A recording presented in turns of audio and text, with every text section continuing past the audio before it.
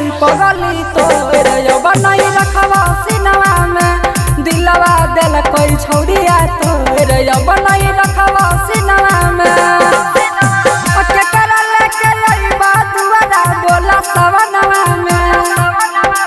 के कर लेके अइबा दुआरा बोला सवनवा में दिलवा दिल कोई पगली तोरे बनाई रखवा सिनवा में दिलवा दिल कोई छोड़िया तोरे बनाई रखवा सिनवा में।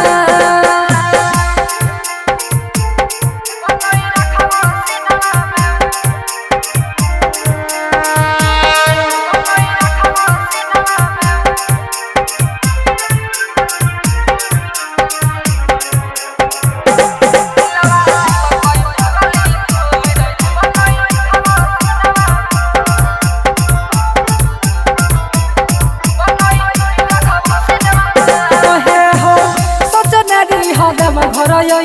जनुआ के साथ हो छोड़ दलक हाथ पगली कोई दलक घात हो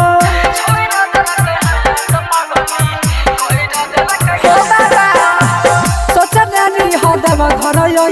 जनुआ के साथ हो छोड़ दलक हाथ पगली कोई दलक घात हो दुख लगे जिया सावन महीनवा में दुख लगे जिया सावन महीनवा में दिलवा दिल कोई पगली तोरे बनाई रखवा सिनवा में दिलवा दिल कोई दोगली तोरे बनाई रखवा सिनवा में।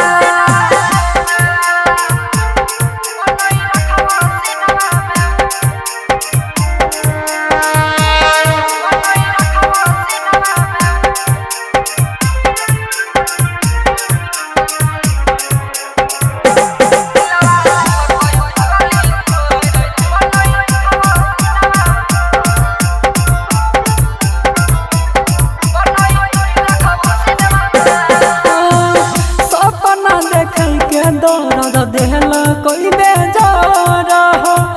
जल के जगह ढार छियाल हो बाबा